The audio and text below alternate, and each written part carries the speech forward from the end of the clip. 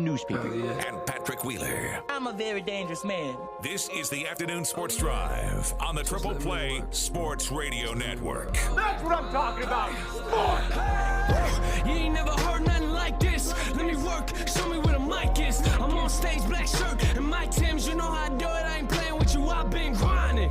Anybody trying to sleep on me, better do something with your eyelids.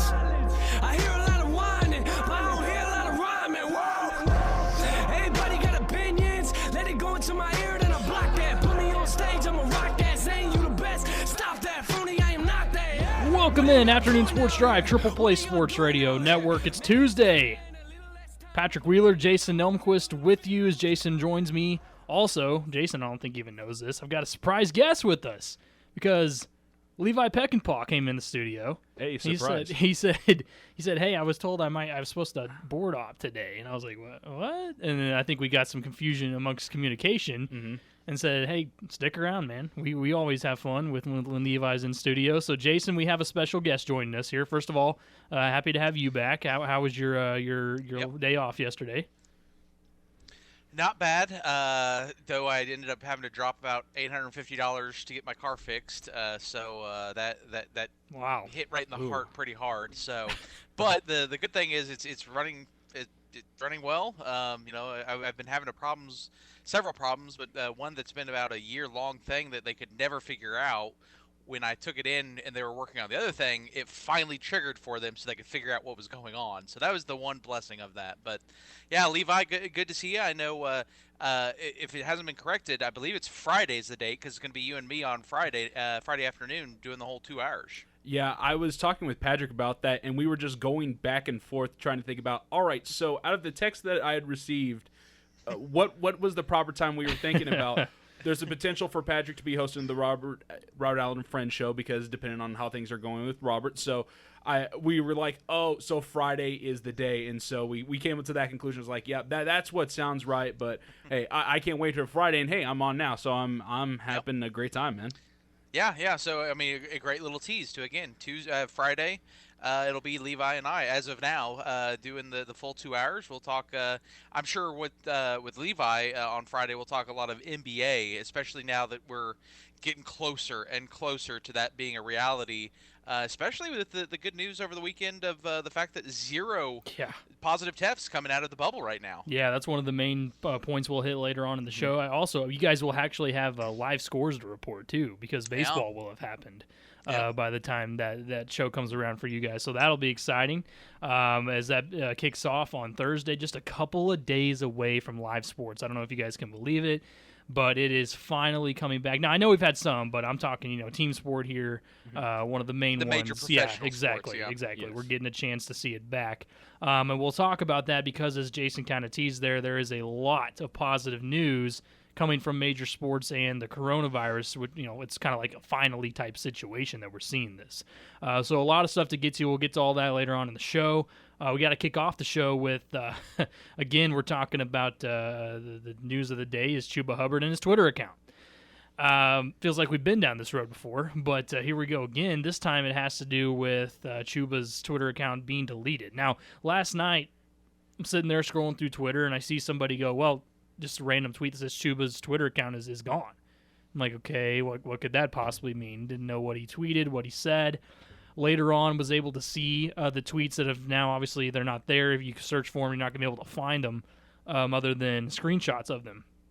So the context behind it, I'm sure everyone kind of knows it by now, but it has to do with Oklahoma City District Attorney David Prater as he was charging some protesters recently here in Oklahoma City, part of the Black Lives Matter movement, and they were charged with terrorism. Some of them were. So this is Chuba's tweets, word for word. It says, quote, District Attorney David Prater has overstepped his position by allowing police brutality and excessive force to continue against demonstrators exercising the First Amendment in Oklahoma City, Oklahoma. He must be held accountable.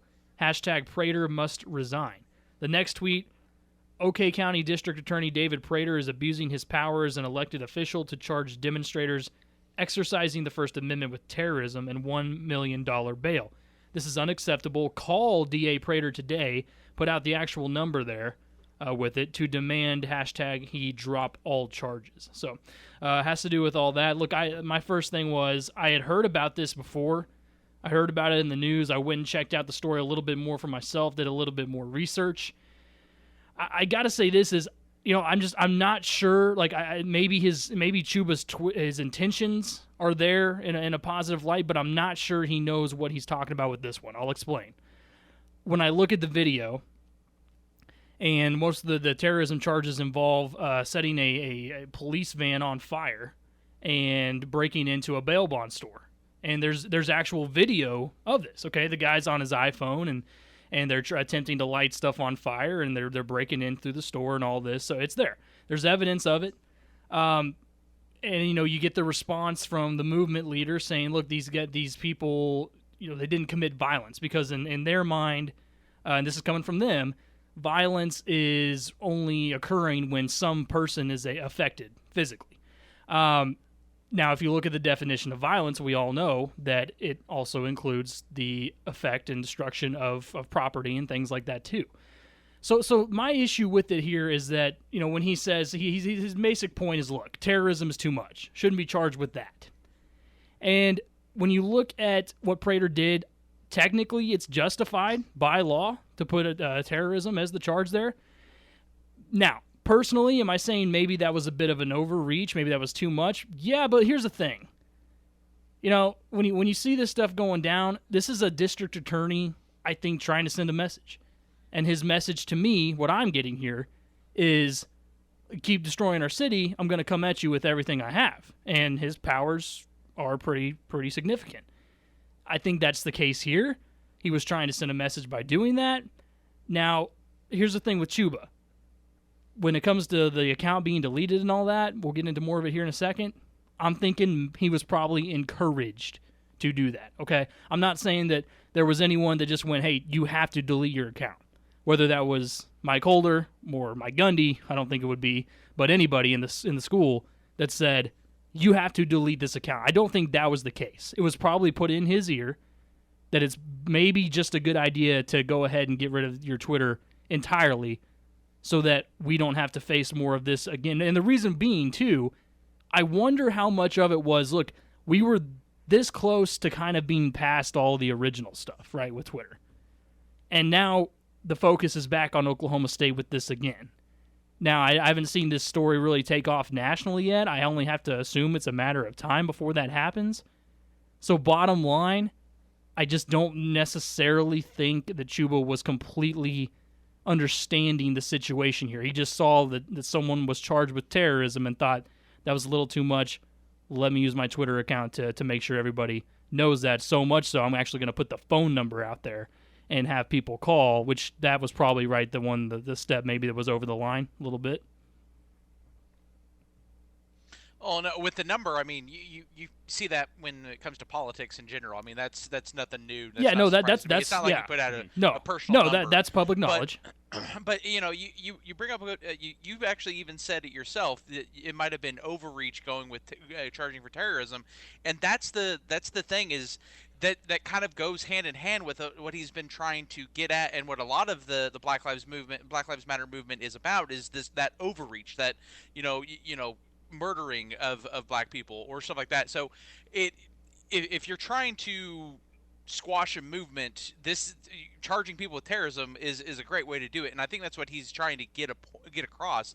I'm not saying it's right or wrong either way, but even you said it might have been an overreach, and that's the problem is right now when you overreach when it comes to policing citizens, as we're seeing all across the country, you are going to have people who have their platform to raise awareness to those issues. Yeah, and I'll say that I'll let Levi talk here real quickly too. I want to make sure that, look, if all that had been going on, that was videoed and all that, if innocent people had been involved, which have been at times, then I'm fine with him lobbying terrorism charges. If you're attacking people, and no matter where, he doesn't have to be from anybody overseas. It can be domestic.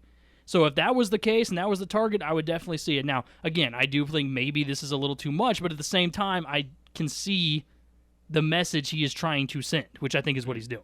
Yeah, you can see the message that he is trying to send, but I can see where it's a complete overreaction in what you're trying to do in the actions.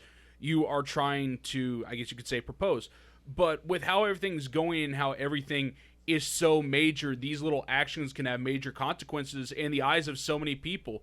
And for Chuba and what he's trying to do, I can understand you're trying to be the front runner of this movement, and I can understand trying to be out there and maybe trying to raise awareness. But if it's something that you truly don't have a lot of the knowledge on, it's okay to step back, analyze the situation, and then give your full opinion. Because it's not like we, as our own individual selves, go out on every opinion and just we blast what we think. No, we step back. If it's a topic that we think we should talk about, we gather our data, we do our research, we take our due diligence, and then you go out there and say something. So for Chuba, with this Twitter stuff, I can understand wanting to do that and be part of the movement and try to create a lot of change. But also, if you don't have a lot of the information that you need for a situation, you're halting change yourself by not being fully informed. That's excellent point. I mean, I completely agree with that, and I think that goes for a lot of people.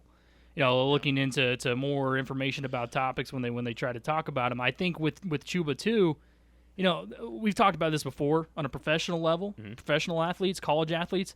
There are so many times where social media and Twitter is just a bad thing. Okay, I mean, it can be used in a really good way to promote a lot of good things. It can be used to help push forward issues that need to be out there. But at the same time, how many times have we gone over different situations where athletes have found themselves in trouble, lost money, lost jobs over posts on Twitter? Whether they had good intentions or not. It's just how it is these days with social media. Oh, yeah, you can go down the Rolodex of so many athletes or just people in general. You make one dumb post, you make one bad decision on social media, and whatever perks you thought you had, bye-bye, they're gone to the wayside.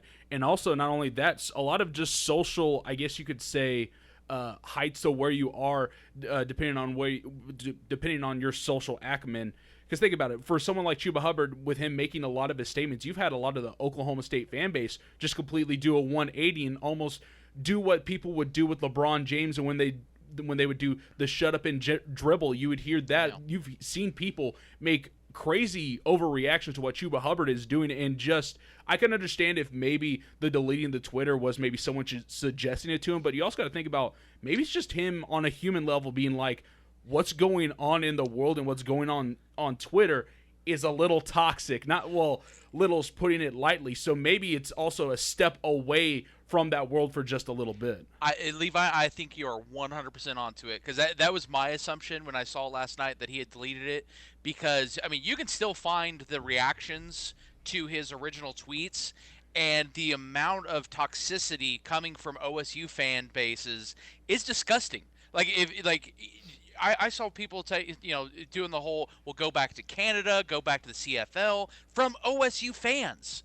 I mean, the toxicity right now from this, I could not even bear it if I were him. So I could understand, that's why I think it's a case where he probably saw this and just I'm done. I just got to get away from the toxic nature of social media right now. And, again, we'll have Tom on tomorrow, and Tom, I'm sure, can appreciate some type of thought process like that, because if you look some of the tweets that he got in reply from, again, there were some OSU fans who were supportive of him, saying, yeah, we need all the Black Lives Matter movement and stuff like that. But then you had some people who were borderline racist or borderline, basically yelling at him to go back to Canada. You're not even an American approach, and that's almost too far, because it's supposed to be loyal and true, not loyal and true to whatever my opinion is. Because that's the thing, is they argued, a lot of the fan base argued, well, Gundy can wear a T-shirt because that's his opinion. Well, why can't then Chuba, by the same thought process, have his own opinion when it comes to stuff like this? Well, I also think he has to know and expect some backlash. I mean, with there being differing opinions on these topics. Okay, there's a left and a right. So there's no way. I didn't see OSU fans telling Gundy to get out of politics and go back to just coaching. Maybe there were some. But I don't think that from directed at Hubbard. I'd say there were. I'm sure there were some. I didn't go through and look at all the replies, but I don't think it's all necessarily one-sided. I do think that there is plenty of people that will, yes, in this case, they're gonna be like, look, I don't agree with that. I'm gonna go on social media and make that point of emphasis, which we're not necessarily, that's not necessarily the best way to handle it, but. As we said earlier today, and Tom and I were talking, when somebody puts an opinion out there in the public eye, Well, yeah, you have the right to do that, but other people also have the right to comment on that public opinion, whether it's good or bad. Depends on how people view that. Let's go to the phone line. You're on the Afternoon Sports Drive. Go ahead. Hey, guys, great conversation. Let me just ask you a couple of things, and I'll get off here and let you answer them. In my opinion, we're not to the point yet. In relationships, sometimes there's so much pain and hurt that it's hard to resolve these relationships. I know OSU people who are telling me now, fans, now they need a cooling off period. But I've been around a long time. They're telling me that they're going to boo Chuba if they get in the stadium. Now this is really concerning to me. Are we getting close to a point where this relationship can't go on, in your opinion? And secondly, given the fact that all these protests that are going on around the country, the majority are the younger generations, do you believe that as these students all across the country return to campuses, that we're going to see a spike, a major spike in maybe protesting across the country? And I'll hang up and listen. Thanks, guys. Yeah, thanks for the phone call. Just to answer that first part real quick, for me, look, will there be some, let's say there's fans in the stadiums. Okay, let's say there's fans in Boone Pickens. Will there be some that boo Chuba when he runs out? Sure. I mean, I wouldn't be surprised. Mm-hmm. And look, that's what comes with it too. We didn't even talk about it, but just mentioning there the backlash he received on social media. Look, there's going to be some people that are going to boo Chuba Hubbard, but guess what? When he crosses the goal line for the first time, they're also going to be cheering. Mm-hmm. So I think that's going to happen quite a bit. And I'll say this about the protesting. Yeah, I mean, I wouldn't be surprised. I mean, especially if you're getting students across the country coming back in large numbers like they will be at most campuses. I'm sure that's going to result in, I don't know if I'd say a huge spike, but yeah, there'll be more protests in maybe some towns where there weren't really all that. Now, I think we're going to see more of a spike in coronavirus cases before we see protests, but it could go hand in hand with all that, with students coming back. But yeah, it's definitely something that could happen. Oh, yeah, there's going to be a big spike in coronavirus stuff. That's what's going to happen when school comes back into session, especially here at Oklahoma State. Because think about it. Of course, you have a lot of kids here in Stillwater, Oklahoma, that are just going to be going there. But you got kids from everywhere in Texas, California, New York, Florida, every state across the nation. And they're all coming back here. You're going to be stuffed in classrooms. You're going to be stuffed in the union, just in general, with how things were normally. People were already stuffed like sardines, and now you're going to have to add 6 feet in between. Kids aren't going to listen. So there's also going to be a lot of partying because, in your younger age, that's what you love to do, and that's going to lead to a lot of spraying of virus as well.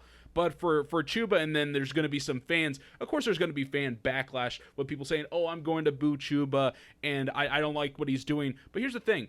Once you get on that football field, a lot of those people are going to forget that stance, going to realize what kind of player he is, and then they're going to go back to cheering him like he's an Oklahoma State just forever guy, just what he's been able to do there. So I think for sometimes you got to be able to find that line of, with a lot of people, you got to think of like, okay, they can have their opinions with certain topics, and that's just the thing. And no one likes to talk about it, but everybody in here, from myself to Patrick to Jason, we all have our different opinions on topics. It's just how things work. But you got to be willing to accept them, but then accept who they are as a full package, with how Chuba, what he thinks socially, and then how he is on the field. You got to be able to accept him as a whole, like we have to do with the people in general.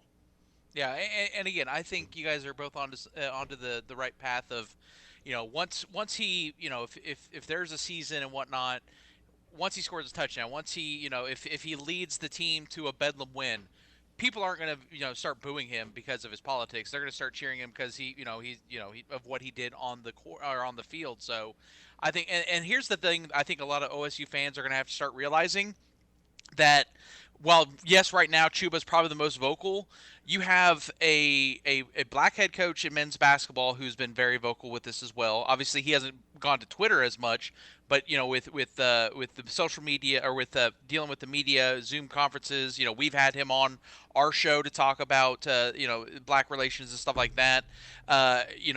Cade Cunningham said he's even gonna that he said this before Chuba before yesterday's events, but said that he actually was happy with what Chuba has been doing. That's it's something that he wants to do himself. I mean, the reality is, for those people who are attacking Chuba, I don't think you realize that it's going to just magically go away because you attacked him. There are a lot of black athletes at Oklahoma State, and some of them, and again, some coaches as well. And if they're going to start using their platform, are you just going to totally disband all of athletics and write them off, which would go against your whole alma mater tradition of loyal and true?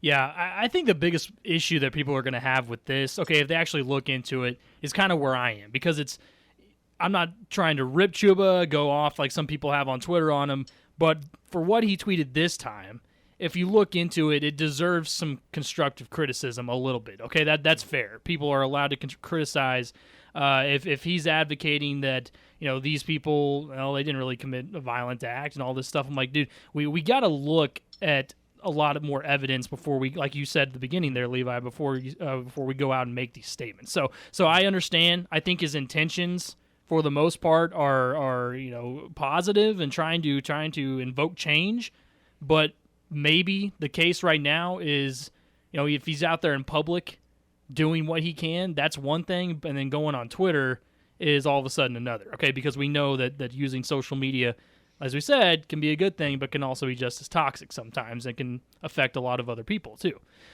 When we come back, we'll talk a little bit more about Oklahoma State football, as a couple more players jumping on preseason watch lists. That looks like to be the news all the time with OSU football this season. Also, the University of Texas put out an announcement regarding fans in the stands this year. Interesting to talk about as well. Later on in the show, in hour number 2, we'll get into all these major sports coming back with flying colors. All that still to come on the Afternoon Sports Drive next. Well, I'm not trying to get in the way. Minding my own, got nothing to say about nobody. That's right, nobody. Don't shake my tree, don't rattle my cage. Welcome back. Afternoon Sports Drive, Triple Play Sports Radio Network. Patrick Wheeler, Levi Peckinpah, and Jason Elmquist with you on Tuesday. Everybody's having a great Tuesday so far. You're wrapping up your workday here with us, or whatever else you got going on. A lot of good stuff going on in the world of sports, which we will get to, as well as Jason's just now sending me a tweet from Chuba Hubbard. He's back again. So yeah, see, that's the thing that I thought was when I saw the account. So the account wasn't like one of those you search and it's just like gone. It was still there. So if anything, it was, we talked about delete, but you can obviously log back in and all that, which looks like Chuba has. And I'm not gonna read all this right now. I'll do so over the break at some point and look at it. It's a long post from Chuba, but Jason, have you read through this all the way through, or have you? Yes. Okay, yes, so tell me what it says here. Kind of tell everybody what it says in a shorter version here. It kind of, some of it hints to, as Levi and I mentioned, some of it was the toxicity, because he mentioned at one point, let me see if I can get it right. I've noticed my social media has become a playground for hate, is one of the lines he uses. So basically what he makes it sound like is, for now, the word is on Twitter or any other socials until further notice, he's basically kind of getting away from political things, is what it sounds like, just because of how much negative reaction he's getting from the fan base, is what it kind of comes off as. So but he talks about, the fact that everything he has done is to try to better the world, and I think that's the point he's trying to drive home, is it's not necessarily a political stance. It's I'm trying to improve things for everyone around me, white, black, and otherwise, and obviously, due to some of the hateful reaction, is why it sounds like he's trying to possibly get away from that right now. Because again, it leads off with I've never incited or promoted violence or hate. So that's kind of where he's leading towards. It sounds like he's trying to get away from possibly bringing up politics right now because of how toxic the reactions have been. And I think he's going to say that's the reason, and part of it probably is. I also think whoever's in his ear right now is probably saying what we talked about. Look, it's just not a great idea. Okay, to avoid also not only negative comments back, but negative PR and negative press, negative news headlines regarding Oklahoma State, which we as a university, is what they're saying, are trying to avoid with everything that's gone on this summer. Let's move forward.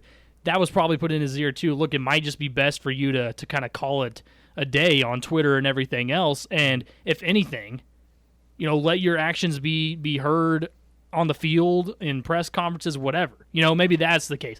Because you can look at social media accounts of professional athletes or anyone with a platform, and it doesn't matter what they tweet.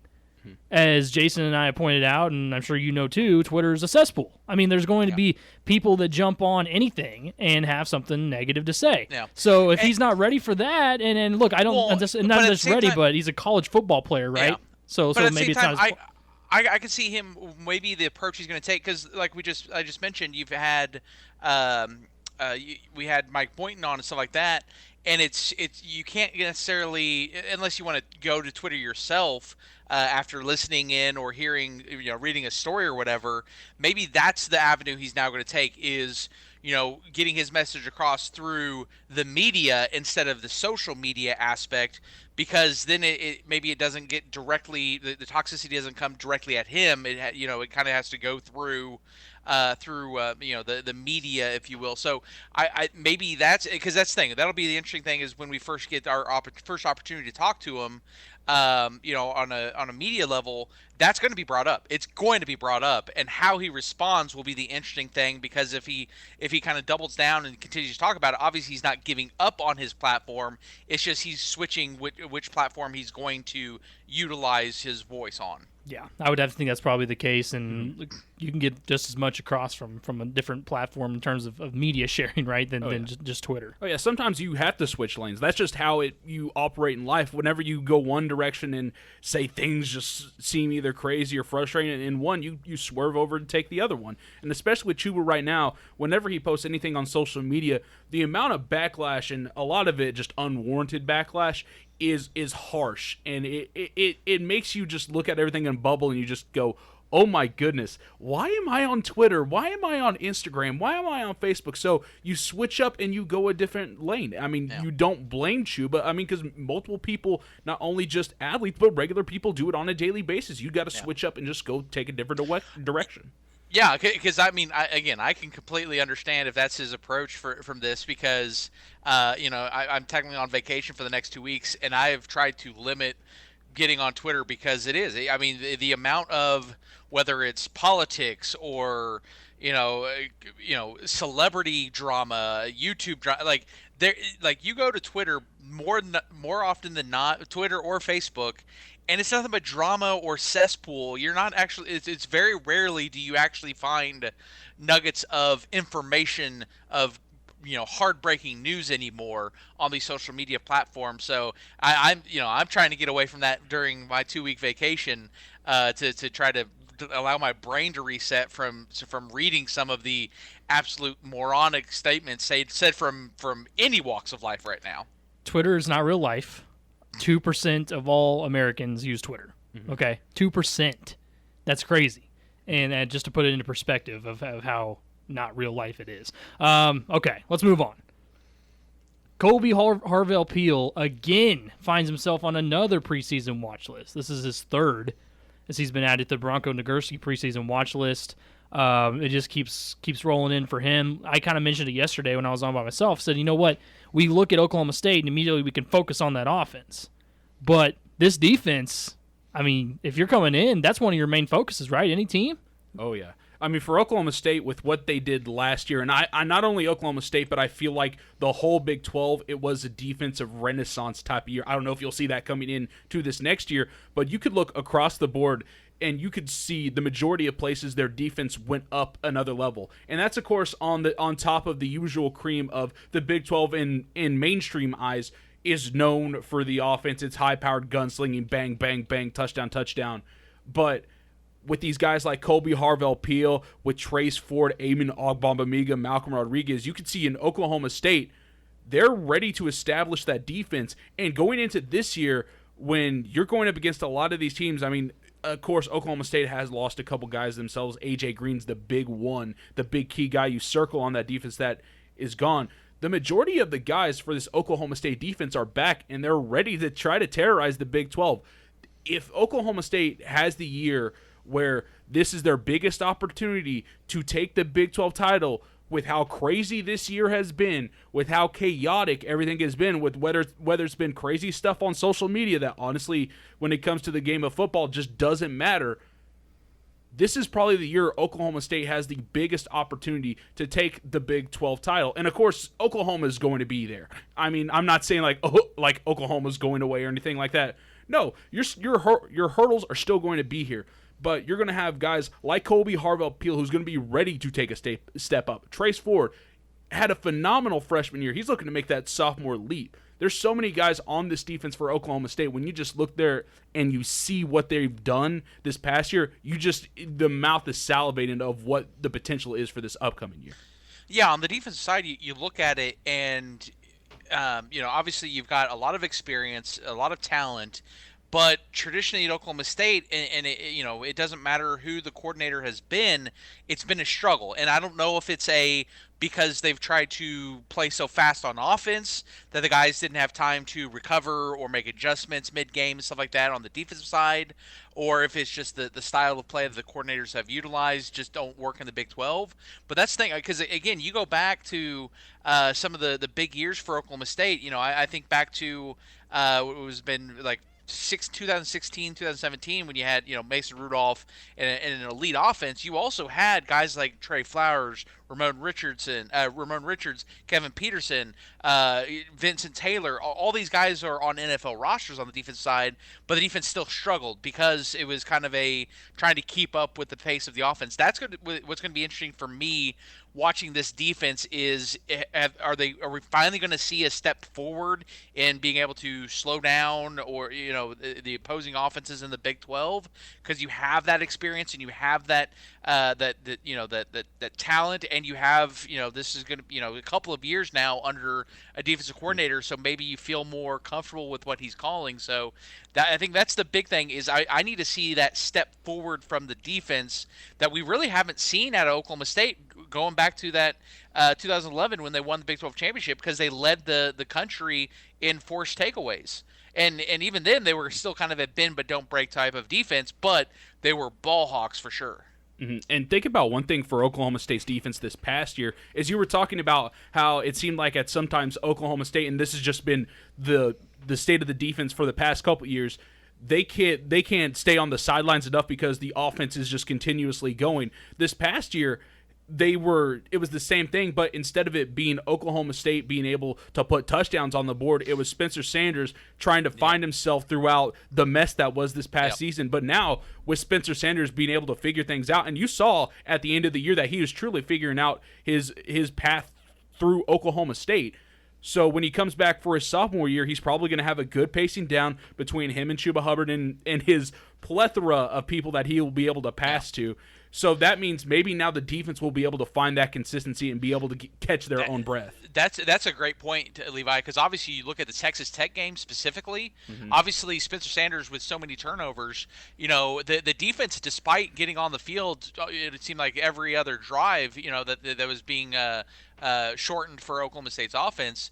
I remember in the first half, it was like I think all but one of Texas Tech's drives started on OSU's side of the field, and they still only gave up, something like 20 points or something like that.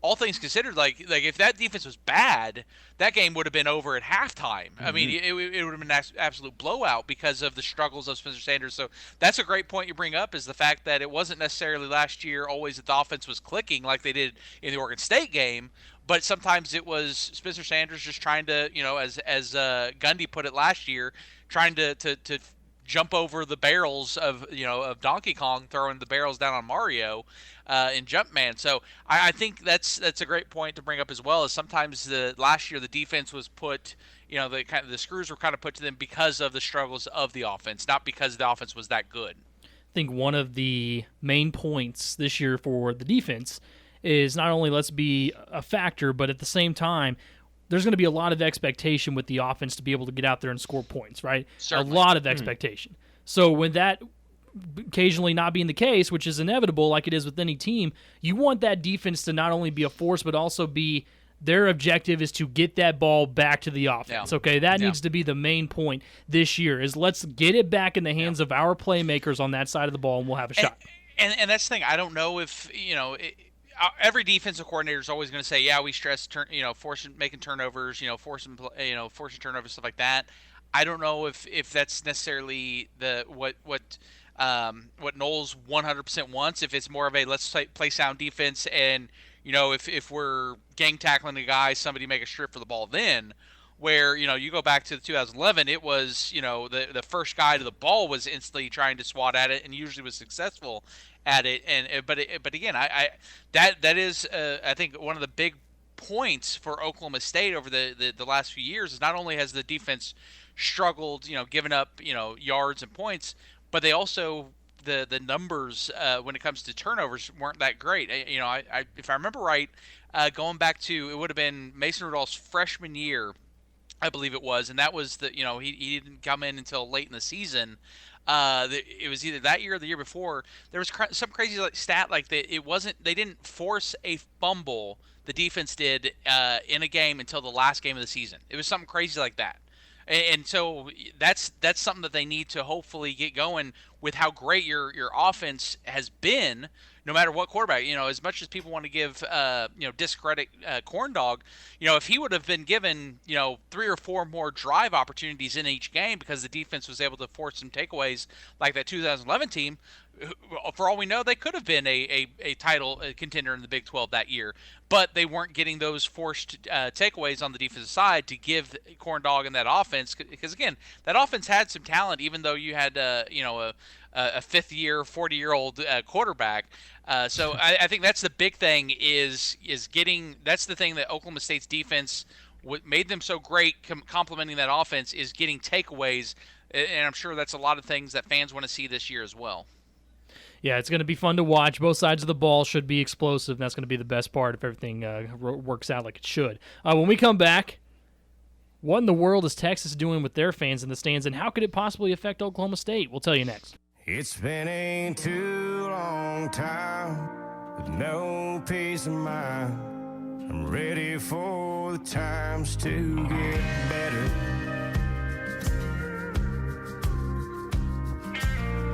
I've got to tell you, I've been racking my brain, hoping to find a way out. It's the Afternoon Sports Drive, wrapping up hour number 1, Triple Play Sports Radio Network with Patrick Wheeler, Levi Peckinpah, and Jason Elmquist. Bringing you a 3-way punch here today. On Tuesday, I see this news out of Texas, and I think, okay, I've already seen some really good news in terms of numbers regarding the coronavirus and football players in college, as well as pro sports, and this maybe is another step forward. Texas announcing today to their season ticket holders that they plan on having a 50% capacity at the stadium this year. And I say this because I spent a lot of time yesterday talking about it when I experienced it firsthand at the TCL game a couple of times now, when I've seen it at Bristol, with the race, that it absolutely is possible to social distance an amount of fans at a stadium that holds a lot more than are going to be there. And for instance, in the TCL, and I think that I said yesterday, it kind of set a template for me of maybe how things will look like. Why? Because people are told to come in with a mask on. Okay, that's the first thing. They're told to enter the facility, you got to have a mask on. I was watching plenty, just kind of checking everything out when I got there, and I'm telling you that wasn't really enforced. Now, it was also if you go on the TCL website, it says you got to have a mask when you're walking around the concourse. Okay, well, that also wasn't really enforced. Now, I kind of think that it might be something like that. Okay, if Boone Pickens Stadium, if they say, you know what, you can come in, got to have your mask on. You got to have it when you're walking around the concourse. You don't have to have it on when you're sitting in your seat with your family. That's what I'm thinking is going to happen now. But we might get a little bit more enforcement. Like I was telling Levi, and I brought up this idea too yesterday, was the occasional person that might find themselves out of a job with less fans at the stadium, maybe you put them as a mask enforcer. How about we invent the job or something like that? But if Texas thinks they can get it done and they can fill up 50%, and we're seeing that it's possible to have crowds at some of these venues, and we haven't seen, like I said yesterday at TCL, we haven't seen A lot, any real issues with the crowds there. We haven't seen any crazy issues stemming from Bristol. I'm thinking it's possible all of a sudden, right? Mm-hmm. There's a big chance this could be possible. Of course, you would have to figure out with tickets who would be the priority. Would it be a lot of season ticket holders? Would it be student body who maybe put some money towards those tickets? So that's stuff that like extra like the higher ups would have to think about. But to even just get a little bit of that fan environment and inject it back into stadiums, I mean, that would be great. I mean, the best place to where you could try to look at this, you would have to look at maybe several different TV spots, or you could look at Kansas, because Kansas, there's barely any fans there. I'm joking. But no, you're right. But no, you're accurate. Accurate. And I'm saying that Jason as a knows. alumnus. Yeah. Jason knows. But it would be a lot of having to scheme things out. Of course, you would have to, I guess you would have to look at a lot of different studies and trying to figure out what would be the best way to kind of position all of these families and people that want to sit down and watch either Texas football, or say we get to a point where it's Oklahoma State football as well, and then throughout the Big 12. So you would have to do a lot of different studying, having to talk with different conferences who are possibly thinking about this. It's just going to have to be a lot of collaboration, because even though that these are really great ideas, it's like we're stepping into the unknown, trying to figure out what if there's something solid right there that we can grab on and grasp a hold of and try to take one step forward, and not be a thing where it's like we take one step forward and then 35 steps back. We need a step forward for once. I think the thing we have to keep in mind, though, is the context. Austin is a very large community compared to Stillwater. So if there is a spike and whatnot, I just looked it up. There are 46 hospitals in the Austin region. Stillwater really only has one. Cushing has one, Perry has one, but none of them have ICUs and stuff like that. That's the one thing that Oklahoma State and Stillwater have to look at is they cannot compare themselves to Austin at all. So that's going to be the big thing because that's the, again, and I brought this up before, the big number we need to look at isn't maybe necessarily the amount of infected, the amount of deaths and whatnot. It's the amount hospitalized. And if that continues to rise in our state and in the Stillwater area, that's, I think, going to make it more difficult for Oklahoma State and the Stillwater community to really allow for something like that, because they only have one hospital that could afford such a spike, where in Austin, again, 46 in the region, you can spread out the possibility if you do reach that spike situation. Yeah, so if that becomes the case in Stillwater at Oklahoma State, maybe it is enforced a little bit more with the whole mask and all that, and they take an extra precaution here and there than you might see with Texas. Yeah. Now, and it could be because of the worry. Maybe they say, okay, we'll only allow 25% in the stands, right. like that. Yeah, we're not saying it's going to be 50 or 20. We don't know, but with Texas possibly, coming out and saying we're playing on 50, that's at least one Big 12 school that's looking at having fans. Also, I thought another part of this, pretty much leaked emails, what it was to a season ticket holder that was important, was they said, hey, we'll see you home opener against USF. And I'm thinking, okay, maybe that's a little sign that the Big 12 hasn't told any universities that they plan on cutting out no non-conference games. I think maybe that's something to look at too, because Bob was on the other day, Bob Bowlesby on Robert's show, and kind of had the same, echoed it a little bit. It's like, look, we're still holding back. We're still waiting until the very last second that we possibly can. I don't know. I mean, maybe I like to look into things a little bit too much, but I like to see that from Texas. Like, hey, we'll see you at the home opener. Yeah, you like to see it in this type of situation. Of course, a lot of us would like them to be a little bit more safer and just allow us to be like, you could take the step to guarantee safety, but also at the same time, there's so much revenue locked up in everything here when it comes to football. I mean, just the revenue for almost every program is essential, especially when you look at almost every university. There's always some sport that just doesn't draw in the revenue compared to something like a football or a basketball. So keeping this up and going and basically waiting to the last minute to make sure we've got everything going, or if we can't, we'll drop it last minute, but until then, we're going to keep these plans going. You can respect that because you've got everything else in mind. You've got all the other people that are trying to get an athletic scholarship in all these different programs. You've got all these coaches and just everybody in mind to think about that step of saying, all right, we're going to wait this out and see if we can keep this going. Yeah, I think another probably good example of showcasing that the Big 12 intends on delaying it as long as possible, or making no not switching from the non-conference schedule, is the fact that there's increased talk about OU in the Missouri State game. Yeah. Apparently to the point where they've actually reached an agreement of moving it up. They just have to get it approved by the NCAA. So, when your flagship university athletic program is making those changes to where they're even planning on starting a week earlier than everybody else, then clearly the Big 12 really hasn't discussed, I don't think, in great detail probably right now, the possibility of getting rid of its non-conference schedule. Last I read, too, I don't know if you guys saw, but I think Oklahoma is also trying to plan on paying for Missouri State players to be tested with the coronavirus. Wow. So they're I have to confirm that, but I believe that's what I read last was these also, if you look at that, like big schools, if they were to follow trends like that, if possible, they want to get it done. They're going to find a way to get it done. And I think that's big for these small schools that are looking at these money games. Obviously, is a huge opportunity, especially this year. They got to have them. So, yeah, it's interesting stuff there, and hopefully it can be a trend where we get some fans in the stands. When we come back for hour number 2, the NFL, I'm not going to lie. Yeah, as of, luckily today I was a little bit more relieved. But yesterday I kind of got a little PTSD flashback. Oh, here we go again with owners and players, just like Major League Baseball. We'll talk about what's new with the NFL next. I don't wanna wait for our life to be over. It happened, but you take it how you left it. This is give and take.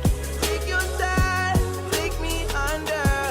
I wanna know, but you show me what I'm missing. In the playground of Southern California, running in the streets all day. I guess some of us just gotta learn the hard way. Don't give a damn, nobody gotta say we selling now. I don't wanna wait. Welcome back. Hour number 2, Afternoon Sports Drive, Triple Play Sports Radio.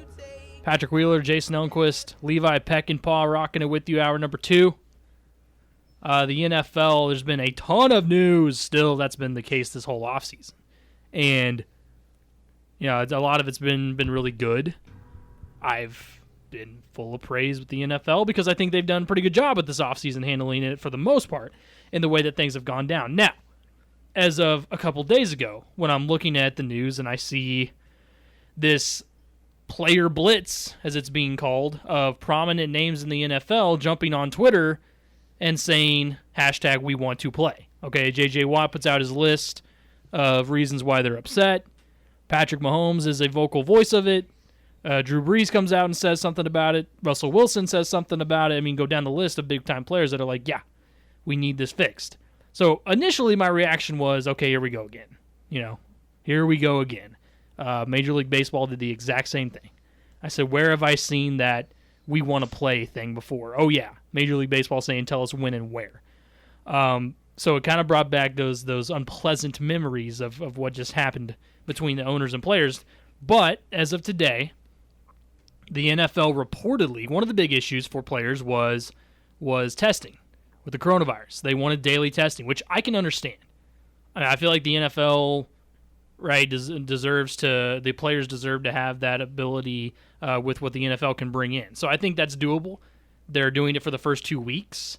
And if the percentage is under 5% these first 2 weeks, they'll start going to every other day. And I'm telling you guys what, if the percentage is 5%, we're just going to shut down the league because that's going to be pretty high.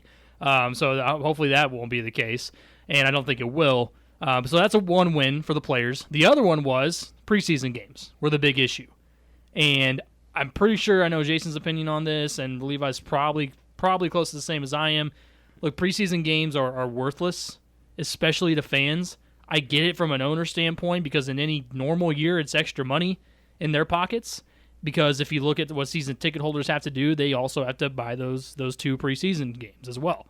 So you get those couple of games, and it's good for the owners. But players doesn't really matter.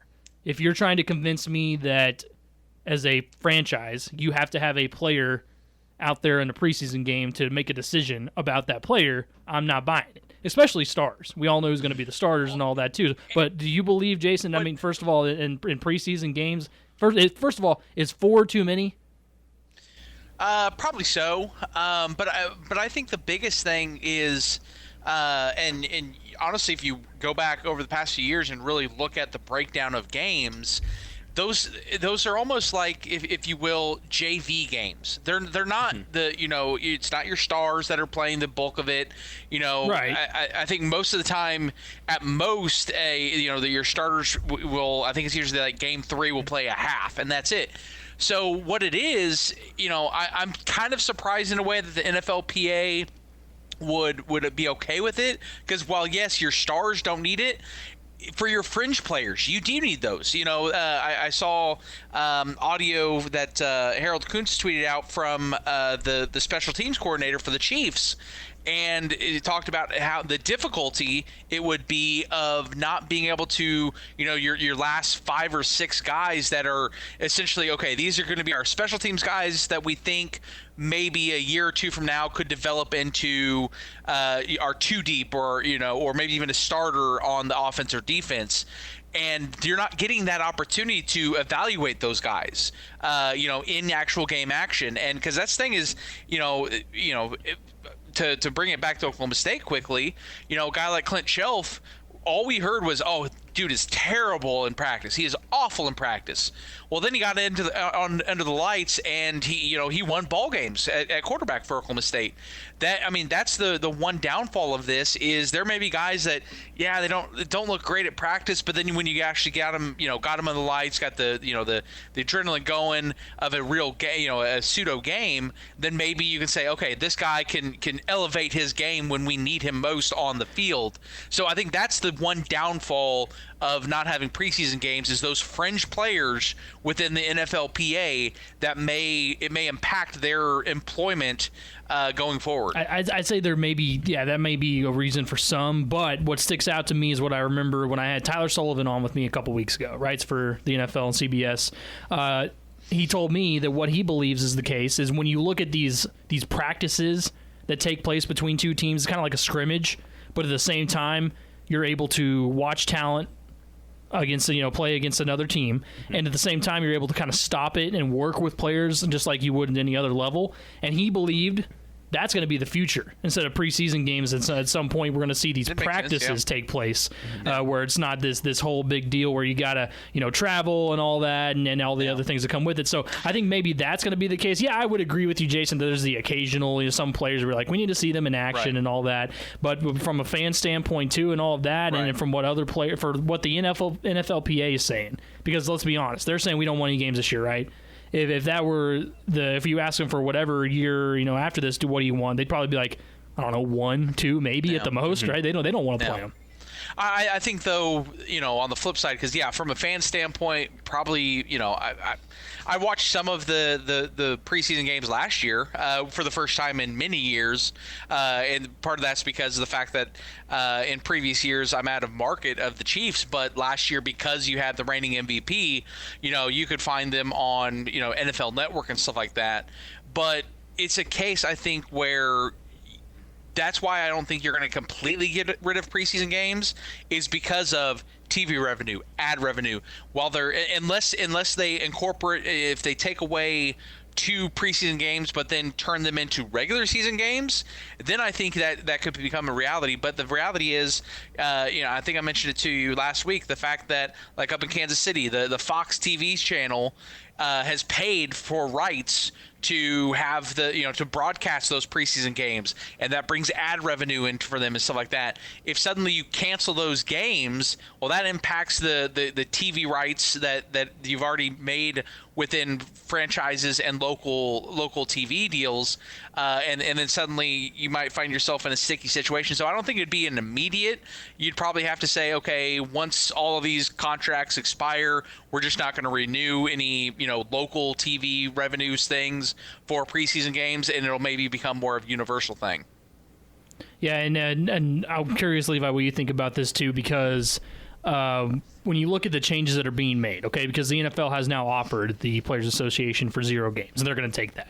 Right. And with that, as well as the NFL players getting the testing they want, Do you think that the Twitter blitz that they went on influenced the NFL's decision? I think it somewhat did. And the main thing right now for the NFL to try to appease these NFL players is they don't want to have to go into any major skirmishes or any major conflicts or disputes and come out looking like a terrible company, because half the time whenever we go through the past couple of years and we say, oh, look at all the situations the NFL's been in, they've come out looking like the enemy. In a situation where, again, no one truly knows what's going on and we're trying to figure this all out together, they want to be on the side of the players so that way everybody can stick together.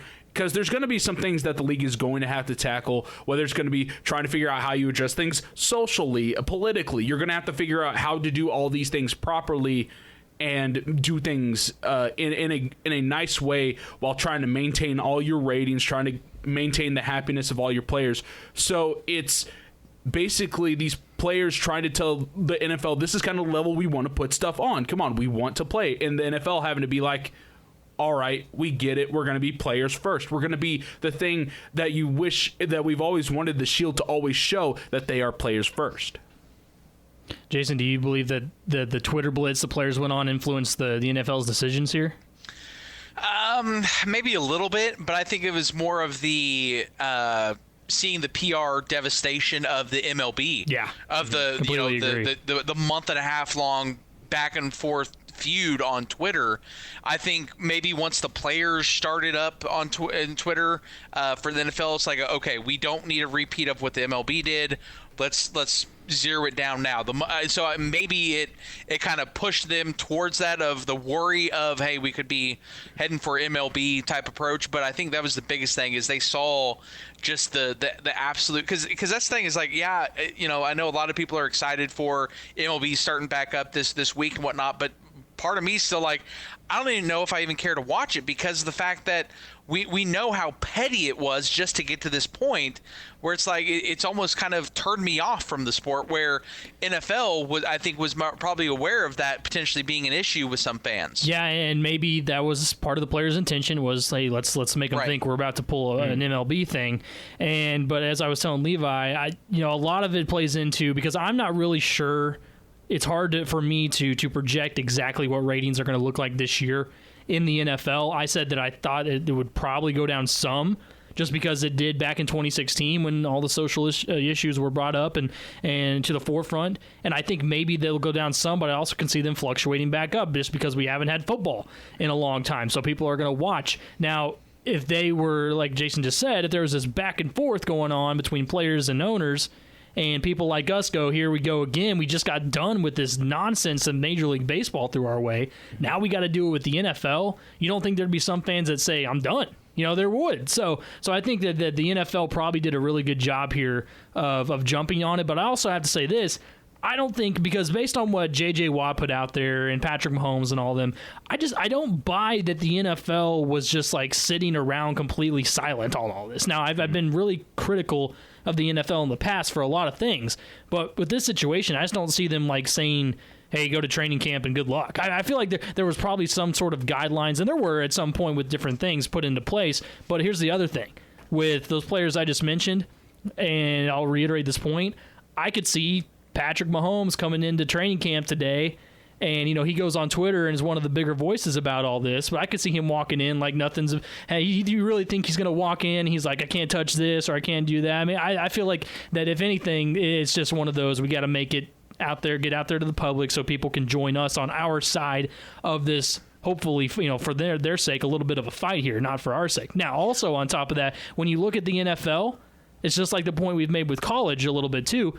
I still believe that NFL facilities, any professional facilities right now, are as safe a place, if not safer, than anywhere for these athletes to be, because they've got all these resources available. The precautions are being taken, and on top of that, is the NFL just solidified with their players. Now you've got testing every single day. So if you have got the coronavirus, you're going to find out. So if the NFL is doing their part, the players got to do their part off the field. We're going to have a season. And that's the thing, though, is when it comes to the each franchise, what their plan is in place and stuff like that. As we found out, I believe it was yesterday, I saw only 7 franchises have had their plans approved by the NFL and the NFLPA. So I mean that's part of the problem that goes with these why these players are voicing out is because right now you have a third of the league that's actually made the proper plans in place to make it safe for their athlete, not just their athletes. So keep in mind, athletes and coaches and all the personnel that they have come in. Your managers and all the equipment managers, your athletic trainers, stuff like that. So and I will say what's interesting is while Mahomes is been vocal in this as well.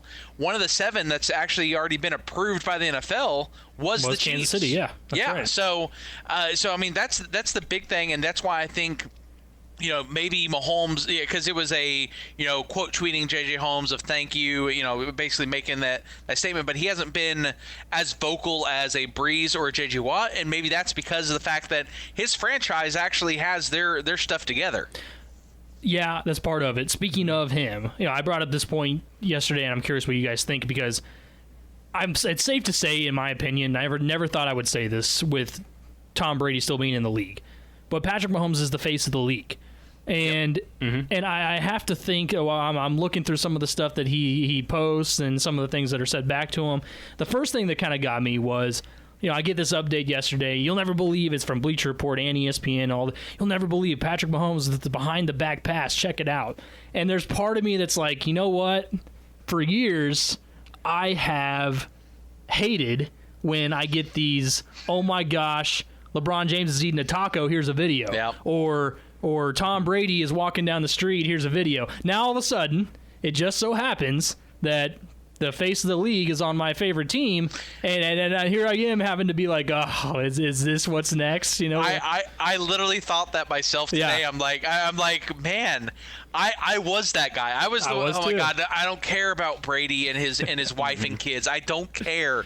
And now it's just like, wow, Mahomes, they're getting a Whataburger in Kansas City. And it's like everyone outside of Kansas City and Chiefs Kingdom is just like, who the heck cares? That's what I'm saying, is the people out there outside of Chiefs Kingdom, like you just said, are like, seriously? Here we go again. Yeah. And it's one of those things where I'm like, but that's another sign of him being the new flavor, right? Well, and that's why I need to reach out to a friend of mine who's a Patriots fan and be like, I'm sorry for all the hate over the years, because now I understand. Now I understand now that we're at the top of the mountain, and obviously the word dynasty is already being thrown around after this one Super Bowl. But it's like, man, I understand it can take a toll on both sides of the fan base. Yeah, and I'm sure you guys have also seen too. Now this isn't necessarily all that new, but it's added to it that with being the face of a league or even sports in general, which is really what Mahomes is.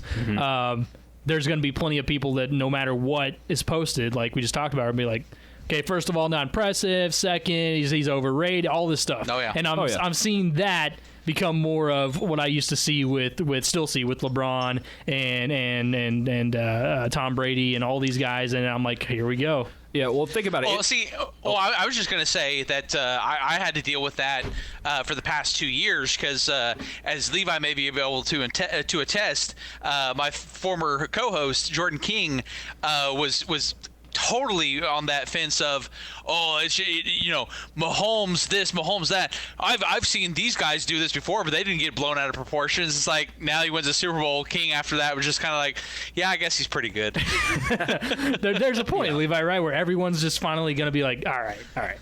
There's going to be a point where everybody's just going to be like, okay, this is what we got to deal with. And think about it. It's going to happen. It's already happening for Patrick Mahomes, where it's almost any little thing, from whether it's a behind the back pass to where we find out, like, again, his like favorite food and everything like that. That's going to happen for guys like Patrick Mahomes, for Lamar Jackson, because Lamar Jackson, if you want to go, it's already happening with Lamar Jackson. It's 1A, 1B of who you want to be the face of the league. You can't go wrong either way. And then of course you have your other teams that are considered just league-wide favorites. The Dallas Cowboys. I'm a Dallas Cowboys fan, but you realize that whenever stuff gets shoved in your face, it's just in here. It's like, I understand why, because technically they're still America's team, even though they haven't been America's team for 20 years. And then you still forever. And then you see Dak Prescott doing his little stretch dance that got made into a meme for way too long. Yeah. And then you just realize that there's just going to be certain teams and then certain players that are just going to get that social media treatment and just that media treatment in general to be pushed forward in front of the public. You'll have your guys who are supposed to be the new standard bearers of the NFL, and then just the new teams that are supposed to be the teams for the NFL future. I think another part of it, too, though, is when you look at personalities of these guys, okay, everyone's got reason to not like LeBron with some of his personality, okay? I can see it with Tom Brady, too. Another one that comes up to mind is that's forced down your throat is OBJ all the time. Lamar Jackson. Now, Patrick Mahomes, he seems to be, even when people that come out and say they don't like him for whatever reason, it's never because he's arrogant or because he's this or that. He seems to have that infectious, really rare personality that everyone can kind of get behind. Like this dude at his age, people are starting to understand just what he really means to the league as a whole, which when you can see that, that's the next step you got to take from a hater standpoint as well. Oh, yeah. He's actually helping out the league as a whole, if you think about it. And he's, it's funny because he's very kind of similar character and wise and whatnot as Tom Brady. Because if you really think back to it, the reason people hated Tom Brady is, aside from the cheating, let's admit that though he did cheat. Right. Outside of that, like personality wise, people never really had anything bad to say about him. It was just it was almost more of like a jealousy thing, right? Well, right, because it was a kind of how is he winning? Because he doesn't have the best arm, doesn't have the best talent around him, but he still somehow finds a way to win. And that what may be interesting with Mahomes is because let's be honest, Mahomes is a better quarterback than Brady, just talent wise, right? Stronger arm, stuff like that. But what happens when you have the talent, the right character, and you win ball games? Will people just gravitate towards him, or will it still? I'm sure you'll still have some people, those outliers, who just hate him just to hate. But I'll be interesting because it almost felt like with Brady, a lot of people hated him because it's like, how is this guy winning? He should not be winning. It still is. Oh yeah. Where now maybe with Mahomes or even Lamar Jackson, you're like, okay, I understand why he's winner. I got to give. Well, like Michael Jordan, it's like, okay, I understand why he's the greatest because. Not only did he win 6 championships, but dude balled out better than anybody. Right. And that's what Mahomes is kind of leading towards, where Brady, I mean, you could argue over the past 20 years in regard to talent as a quarterback, I would argue maybe Drew Brees and Peyton Manning ahead of Brady. But as far as being a quarterback who could win ball games and win Super Bowls, obviously he's the best of the past 20 years. Let's go to the phone lines real quick on the Afternoon Sports Drive. Go ahead. Hey, just a real quick comment on Mahomes. Yep. When he played at Tech, I watched him quite a bit against OSU, and I'm kind of ambivalent either way. I hate Tech, but I'm ambivalent towards him. But I will say this: he's not a typical stand in the pocket, like stand up in the pocket and stand tall and take a hit to throw downfield. I've seen him duck a lot of hits in college. I'm not a big pro football watcher, so I don't watch him that much there. But he wasn't, for one thing, he wasn't a stand tall in the pocket kind of guy that's going to take a hit to deliver a throw. He ducks under it and doesn't follow through. At least that's my observation. But other than that, he's done great at Kansas City. Yeah, he's well. And I'm glad you called, because it reminds me, when it was his last game against Oklahoma State, I actually tweeted out, I'm curious if NFL scouts were going to view him as a system quarterback, because that's what every quarterback coming out of Texas Tech was. It was he's good, but he's a system quarterback, and that's what I find interesting is he kind of disproved that whole system quarterback, because he's proven that he was a talent at the college level. And Jason, just like you're saying there with system quarterback, that's what I was about to say was one. If you look at people, they try to bring something negative up about him. That's one of the things they still try to bring up. Oh my gosh, he's in Andy Reid's system, anyone's going to succeed. And if you remember, wasn't that the same thing with Tom Brady? Yeah, that's what I was about to say. That's literally the criticism of all great quarterbacks is, oh no, he's great in that one system. No, the reason you're mad at a quarterback is because he's great. You're mad at greatness. People, even though we all like to tout about Michael Jordan now, I bet you back then he was hated for how he was destroying the careers of Hall of Famers for being able to get rings. People hated Tom Brady because he's prevented teams from getting Super Bowls. Yeah. You hate greatness because they are just so great. Yeah. They show their own abilities while halting everybody else. Well, if the caller's still there, I know you watch a lot. You said you do a lot of college football. Do you remember the crazy numbers that he and Baker Mayfield put up in that game against each other? Yes, I do. Yeah, and he put up crazy numbers against us too. Yeah. But yeah, since then, I had watched a whole lot of him in Kansas City, other than the playoff, and he was great there, obviously. Yeah. Yeah. Oh yeah. Yeah. Appreciate the phone call. Thank you.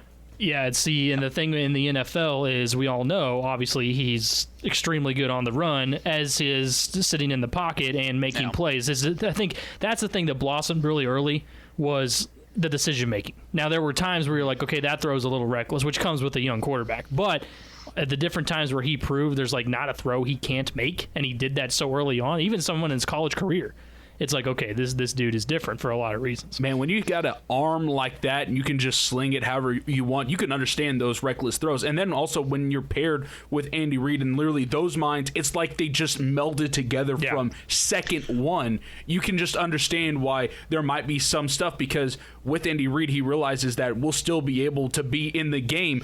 I mean, you can ask several teams, especially when it gets to the playoff times. It doesn't matter if you're down by several points. It's Patrick Mahomes, it's Andy Reid, it's the Kansas City Chiefs system.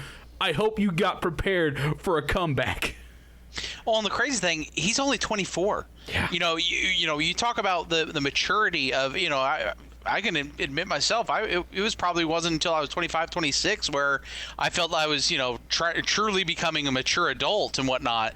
And for him, I think we started seeing some of the maturity last year.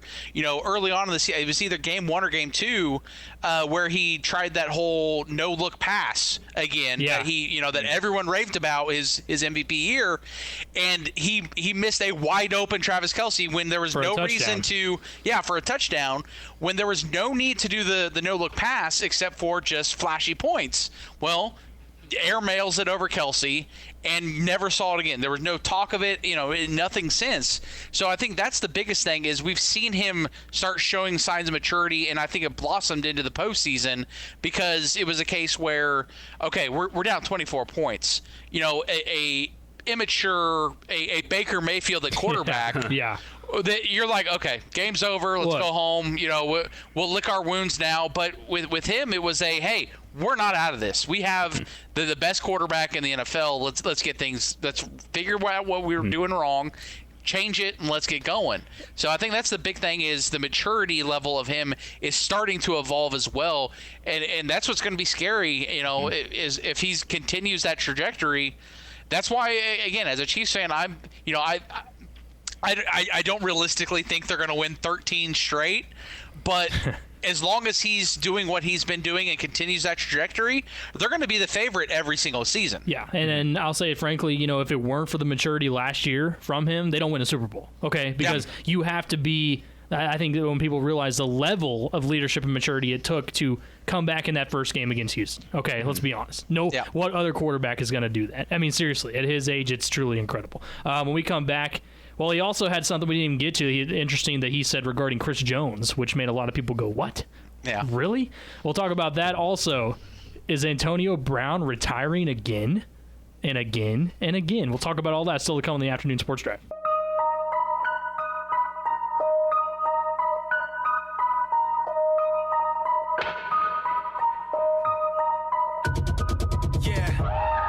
Levitating off the blacktop. Used to struggle getting started, now I can't stop. Used to be the quiet kid in the sandbox, now it's hands up every time that your man rocks. They ought to stop me coming in again. You mad? You thought we were synonyms?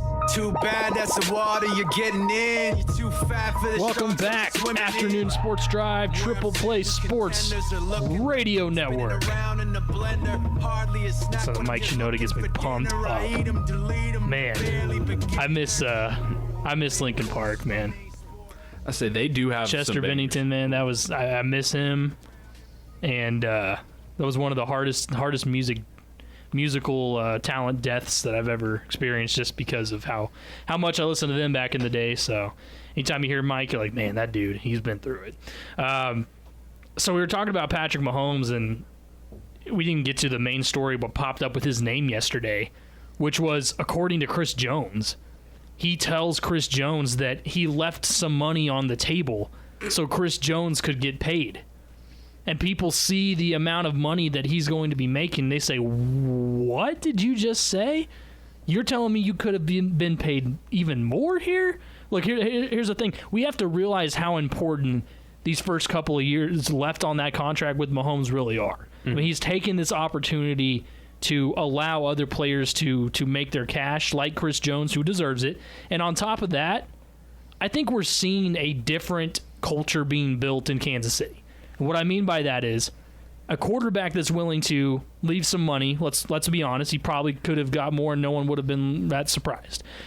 Leave some money on the table for another guy to get signed. But on top of that, a couple of guys restructuring contracts, people all over on each side of the ball expressing their want to stay with the team for their career. I think all of this culture being built in Kansas City is one that will be modeled by a bunch of teams before it's all said and done. Of, you know what? It starts with a quarterback, but look what's happening amongst players there. Because there are many players in the league, and always have been, that say, I play for the guy next to me.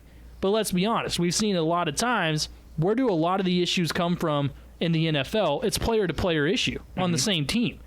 The Chiefs are finding a way to avoid that, and maybe, again, that all plays back into the maturity from your young quarterback. Now, a lot of it has to do as well with the front office. It starts there, but the camaraderie, the connection from front office to coach to player is about as strong as you can get. I don't think we've ever seen anything like it. Yeah. Yesterday Andy Reid was asked about, why is Brett Veach having so much success of, working these contracts, but also finding guys willing to maybe take a slight reduction of what they are most deserved of. And the word he used 3 words, but the first one was friendship, relationships. That the fact that Brett Veach has, cultivated these relationships to where it's not just maybe not just a business aspect. It's not just he's the money guy, so that's the only reason I'm ever going to go to the GM. It's there's a love. You could feel almost like a love between GM, coach, players, even all the way up to the owners and the Hunt family. Because if you think about it, if Veach went to the owners and said, hey, we're going to offer this for Mahomes, and the owner said, yeah, no, it's a little too pricey for me, boom, there it all just gets shut down, and now you're back to square one. With all the money that is tangled up in the NFL, to have a guy like Patrick Mahomes saying you left some on the table, that's kind of crazy. And again, like you were talking about, the maturity of a guy at 24 who has just reset the market is extremely crazy. And think about it also from, I want to switch it a little bit to like a selfish person standpoint, where you say half the time the problems are from a player-by-player basis. And I remember before the Super Bowl, we were hearing from a guy like Sammy Watkins who was saying, maybe I'll get a little bit of money, or maybe I'll go away for a year. But then you think about it, you think you get to work with a guy who's a 24-year-old, now the guy in the NFL, who the more you work with, the potential for the money that you can get by working with him, yeah, you'll go up because the talent that you'll be showcasing with him is going to be phenomenal. But the more you work with him and say you end up getting around like another Super Bowl along the way, if you want to go for like a selfish standpoint, maybe being with Patrick Mahomes can help build your legacy to maybe say you work your way into maybe the Chiefs Hall of Fame, or get yourself a bid in the Hall of Fame, get you a yellow jacket. You use the right word, and I think that's what so many players on the Chiefs roster right now are keeping in mind. You said legacy. That's what they're looking at. They they want to be the next Patriots. I mean, Chris Jones and Mahomes, after signing, said, let's build this dynasty. Dynasty is the word being thrown around by every single player there, and obviously the coaches and GMs obviously feel the same way. So, yeah, I mean, it's very rarely, because I mean, we've talked about it on this show before. Of but a guy's gonna go after his money. Well, it's very rare anymore in pro sports that you find a collection of guys who want to say, hey, you know what? I'm in about the rings, not necessarily about the money. Or, and Chris Jones said, the fact that he wants to get the gold jacket, talking about being a Hall of Famer. That's there. It's not necessarily, money comes along with the greatness as well, but it's in this day and age, it's interesting and fascinating to see, when people are talking about, Dak Prescott, he wants all this money, he wants absurd amount of money. It's like, okay, well then what's that franchise going to do? What's Dallas going to do if they're paying him that much money, and he's not as good of a quarterback as Mahomes? It's fascinating to see a franchise like Kansas City right now have a collection of guys, while yes, they're getting paid, they're willing to say, trim a little bit here and there, so we make sure that we get the right guys to turn this into a dynasty. And that's why I also brought up the idea of, if it truly is also about rings for all these guys, where else would they rather go, right? I mean, they are in the spot, let's be honest, as Jason said, to have the best chance of repeating. You're on that team. So it's not like, if you're going after a championship, you say, I truly see an opportunity here better. It's like, no, you don't. You don't. We're all able to see that. So I think that plays into it as well. But yeah, I mean, Patrick Mahomes willing to say to Chris Jones, I want you here, okay? Because a lot of the decisions are going through not only the GM and the head coach, but going through the quarterback in this franchise as well. It's like, we want the best supporting cast around you. Okay, and we saw that when they went and asked him who he wanted in the draft. I mean, he's going to make the final decision on a lot of things, and he sees potential in all these guys. He's friends, relationships. He wants them around for the long haul. Yeah, now that the system is defined, why wouldn't you want to go to the system that is now put out? Yes, we can win Super Bowls. Yeah. Compared to every other system, compared to Dallas, where they're still living in the 90s by paying your running back all this money, they haven't found some definitive system in the new era, the 2010s going into the 2020s. They haven't figured it out yet. Kansas City is the only team so far within this new era that's been able to figure out, because the Patriots are now going to have to rebuild and try to retool things with Cam Newton. The Patriots are the only surefire thing when I can say the team where I can almost feel like there's a guarantee that they got a good shot at the Super Bowl. It's the Kansas City Chiefs, and you do have a lot of great talents anywhere else, but the Kansas City Chiefs are the only proven place. Here's the crazy thing, guys. The question we're failing to ask here: how much could Mahomes have gotten had he not left any on the table? I try to think about that, and I mean, looking at the number, it was like, okay, so could it have been $50+ million a year? Oh, I'm thinking it was going to be like $60 million. I mean, yeah, my assumption would have been 10-year extension for probably $600 million. Yeah, I mean, you add another 100 on top of that. I mean, it's definitely possible. And can you imagine all those talks? He sees that money, and his response is, let's actually chop that a little bit because I want Chris Jones back. Well, and maybe that's what helps him, because I've made the argument of, I think it was before he signed, of the fact that it might help him that he had a childhood in which he grew up in a professional locker room. So he knows the importance of having the right guys around you, or heck, you can even go back to Texas Tech.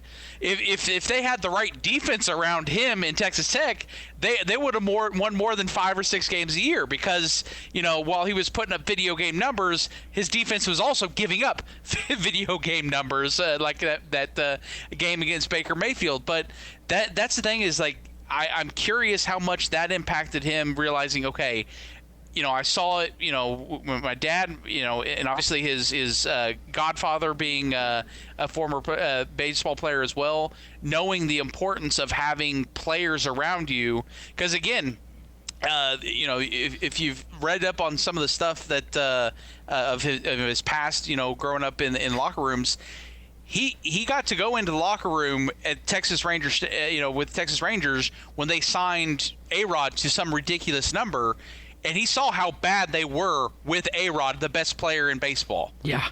So maybe he can be like, okay, I don't need A-Rod money, but give me the money to that you feel I deserve, but make sure we structure it to where we can have more than just A-Rod on the team. We can have A-Rod and others. Look, and his agent was in his ear and told him, hey, because he went to his agent and said, can I afford to chop this off and let other players get paid? And he goes, yeah. You know why?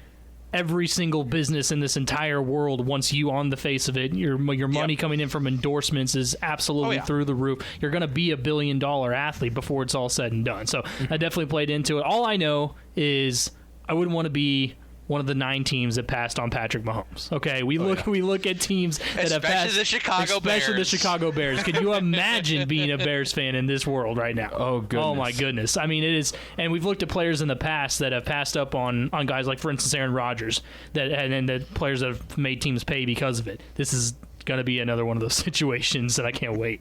Oh, yeah, and for the Kansas City Chiefs, the main thing is with the chopping off. Again, Patrick Mahomes is going to be the top of the league. Make sure you keep that other side looking nice so you can keep him at the top. Because, say, after a couple of years, and some guys will eventually have to leave. That's the unfortunate thing is you wish this team could be here forever.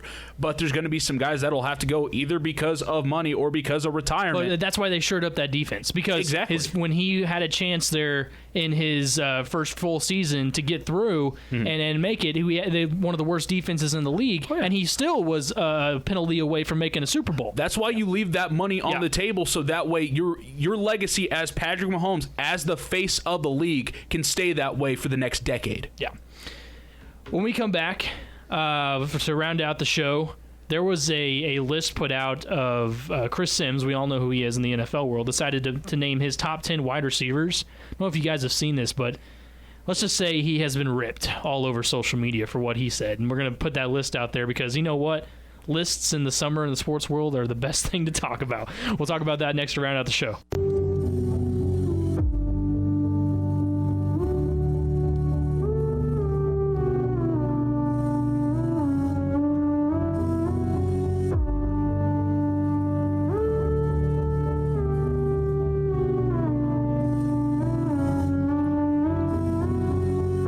Welcome back. Rounding out the afternoon sports drive, Triple Play Sports Radio Network. Patrick Wheeler and Jason Elmquist and Levi Peckinpah here with you on a Tuesday. We're going to round it out with a good old classic top 10 list. And what better than wide receivers in the NFL? Wide receivers in the NFL might be the most controversial of position topics other than quarterbacks, right? We sit down and we're like, we can go on our top 10 quarterbacks. People always have issue, but wide receiver might be the next one. So Chris Sims, we all know Chris Sims decides to hop on Twitter and give his top 10. So here's his top 10. Before we say anything, here's his top 10. Number 1, Tyreek Hill. Number 2, Julio Jones. Number 3, Michael Thomas. Number 4, Mike Evans. Number 5, DeAndre Hopkins. Number 6, Odell Beckham. Number 7, A.J. Green. Number 8, Amari Cooper. Number 9, Stephon Diggs. And number 10, Courtland Sutton. I think people jumped on it first and said, okay, why? And this is true. I look at the comments. A lot of people are like, why is Tyreek Hill number 1? Okay, now here's the deal. I, as a Chiefs fan too, I've always found a way to get him sometimes in my top 3, top 4 for sure. I think he's that much of a difference maker. Speed, obviously, that's the difference maker. I think his hands are underrated, and route running is sometimes can look a little sloppy simply because he can just get past guys, right? So his routes are a little bit more of a hybrid form than crisp, as they don't necessarily have to be. Plus, Patrick Mahomes can put the ball really anywhere. It doesn't matter. So I think that's maybe the first issue with him in number 1. My other ones I told you, Levi, and I'll tell Jason here now, is every time I see Odell Beckham Jr. on top 10 list anywhere, I think he's too high. I don't understand this love for OBJ simply because he had one of the best catches ever. Okay, big deal. A.J. Green hasn't played a football game in like 2 years. He's on the list. Courtland Sutton had a good season last year, and now all of a sudden he's cracking top 10. Those are my issues with it. Mm-hmm.